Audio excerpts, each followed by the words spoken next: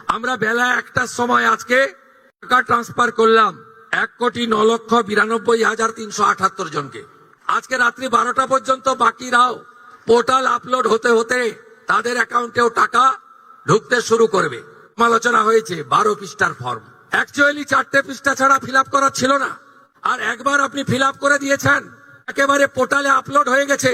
ভারত সরকার, পশ্চিমবঙ্গ সরকারের আরো অসংখ্য স্কিমে আপনি সুযোগ পাবেন, আপনাকে আর দ্বিতীয়বার ফর্ম ফিল আপ করতে হবে না। যত পুরনো ঘটনা আছে আপনারা বিচার পাননি, অভিযোগ করুন, বিচারও পাবেন, অভিযুক্ত জেলেও যাবে, অভিযুক্তর সম্পত্তি বাজেয়াপ্ত হবে। আগামীকাল 2 তারিখ পশ্চিমবঙ্গের সব থানাতে মহিলা ডেস্ক চালু হচ্ছে।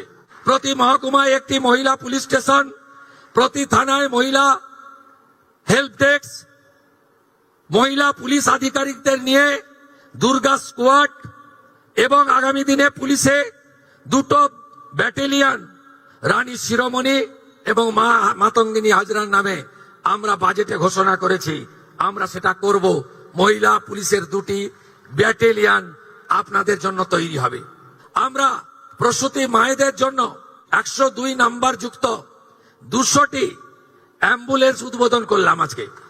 আগামী মহালয়াতে দুর্গাপূজার আগে মাতৃপক্ষের সূচনায় আমরা 112 চালু করতে চলেছি। প্রতি থানাতে একটি ডেডিকেটেড গাড়ি দেওয়া হবে। ওই গাড়ি আপনাদের যে কোনো অভিযোগ দ্রুততার সঙ্গে নিষ্পত্তি করবে। উত্তরপ্রদেশ, গুজরাট, মহারাষ্ট্রে থানাতে অভিযোগ এলে পুলিশ পৌঁছানোর সময় হচ্ছে 6 মিনিট। পশ্চিমবঙ্গে এই মুহূর্তে থানাতে অভিযোগ এলে পুলিশ পৌঁছানোর সময় হচ্ছে এভারেজ 3 ঘন্টা। 112 চালু হলে আশা করি দ্রুততার সঙ্গে সময় কমবে এবং আপনারা দ্রুত নিরাপত্তা পাবেন। কারা যেন বলছিলেন না যে আগের সরকারের যে বরাদ্দ ছিল, এই সরকার বরাদ্দ মাত্র 1000 কোটি টাকা বাড়িয়ে অর্ধেক বেনিফিশিয়ারি করে দিয়েছে। আমরা একটা বেনিফিশিয়ারিকেও বাদ দেব না। যারা আমরা বেনিফিশিয়ারি বলি না, আমরা বলি এটা আপনার অধিকার। আজকেই আমরা 1 কোটি, ইতিমধ্যে 1,10,00,000 অ্যাকাউন্টে ঢুকিয়েছি, যার মধ্যে আমাদের তফসিলি জাতি, শিডিউল কাস্ট মা বোন দিদি রয়েছেন 26,63,555 জন। আমাদের মূলবাসী আদিবাসী মহিলা রয়েছেন 49,04,93,139, 5 কোটির কাছাকাছি, 5 লক্ষের কাছাকাছি। বেনিফিশিয়ারি ফ্রম হিল, পাহাড়ি এলাকা, দার্জিলিং, কালিম্পং, কার্শিয়াং, ওখানকারও আমাদের নেপালি, গোর্খা বোন এবং দিদি, তারা ইতিমধ্যে অ্যাকাউন্টে পেয়ে গেছেন 1,22,628 জন।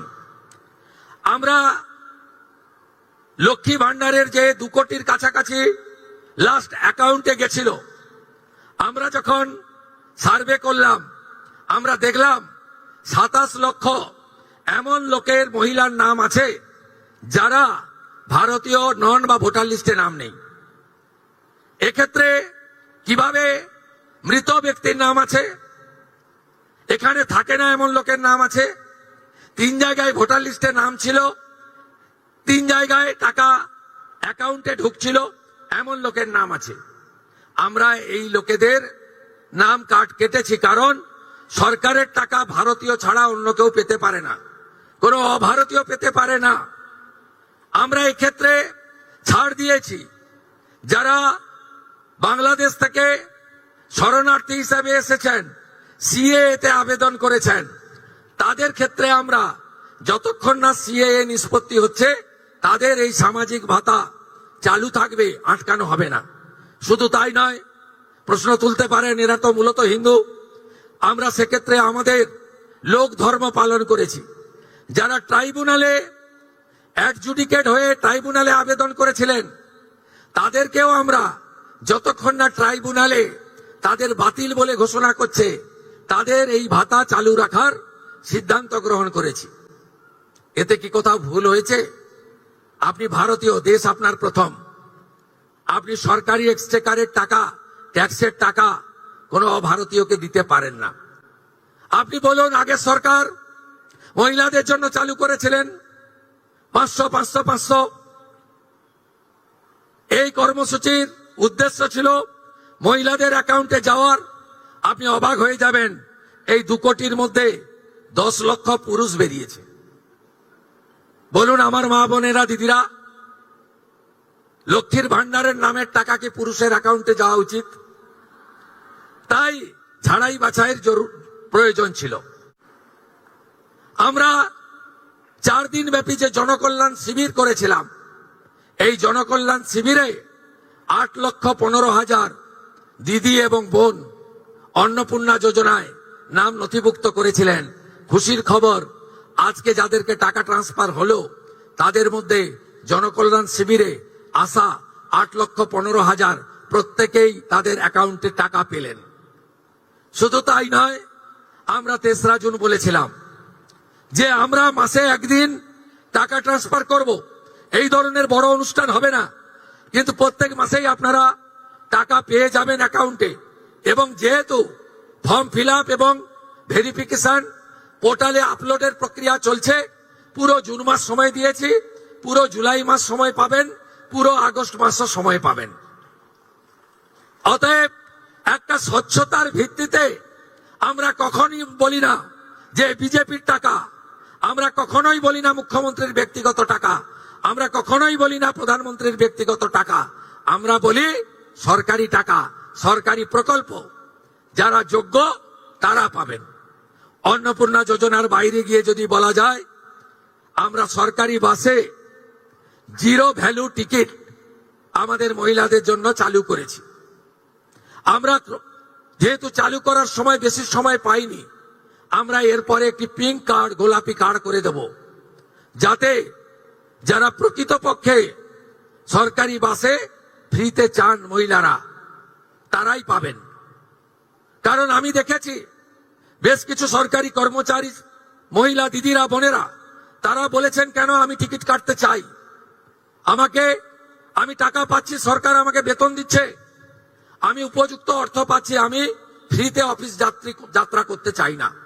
আমি তাদেরকে কর্নিশ জানাই যে তারা চান যে এই ধরনের অর্থনৈতিক সাপোর্ট, সহায়তাযুক্ত কর্মসূচি কেবলমাত্র প্রকৃত প্রাপকদের কাছেই যাক, ছাত্রীদের কাছে যাক, চা বাগানের শ্রমিকদের কাছে যাক, অন্যান্য চিকিৎসা করতে আসা গ্রামের মহিলাদের কাছে ফ্রিতে তারা বাসে ভ্রমণের সুযোগ পাক।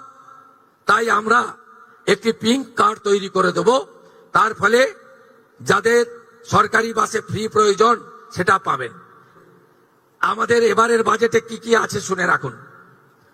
1 লক্ষ কর্মসংস্থান হবে শিক্ষিত বেকার যুবক যুবতীদের জন্য। তাদের মধ্যে 30,000 মহিলা, শিক্ষিত মহিলাকে আমরা চাকরি সুনিশ্চিত করব। আমাদের দ্বিতীয় প্রতিশ্রুতি, প্রধানমন্ত্রী মাতৃবন্দনাতে আমাদের প্রসূতি মায়েদের ভারত সরকার থেকে 5,000 টাকা করে দেওয়া হয়।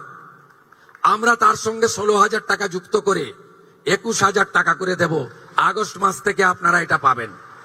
5টি পুষ্টিকর খাদ্যের কিট, নিউট্রিশন কিট আমরা প্রসূতি মায়েদের হসপিটাল থেকে, স্বাস্থ্য কেন্দ্র থেকে দেব, এই প্রতিশ্রুতিও দিয়েছি।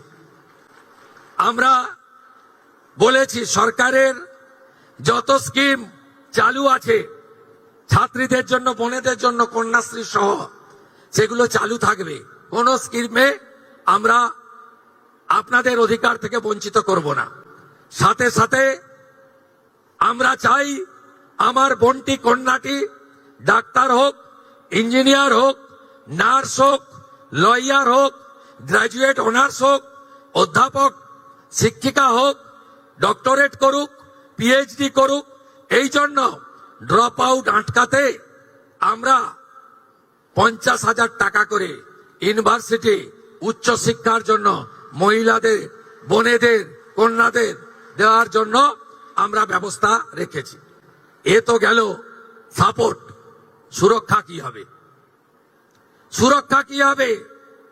অভয়ের মতো ঘটনা, কসবা ল কলেজের মতো ঘটনা, রামপুরহাটে ছোট্ট আদিবাসী কন্যার ধর্ষণ খুনের ঘটনা, অথবা হাঁসখালি, কালিয়াগঞ্জ, ময়নাগুড়ির মতো ঘটনা, অথবা রামপুরহাটে বকটুইতে সংখ্যালঘু মহিলা শিশু কন্যাদের জ্বালিয়ে দেওয়ার মতো ঘটনা কবে বন্ধ হবে? এর জন্য সরকার কি ভাবছে? প্রথম ভাবনা, ক্যাবিনেটে নারী সুরক্ষার জন্য এবং বিগত দিনে যত অত্যাচার হয়েছে, পাঁচটিক, কামদুনি, যেখানে যেখানে বিচার পাননি, আপনাদের জন্য নারী সুরক্ষা কমিশন তৈরি করা হয়েছে।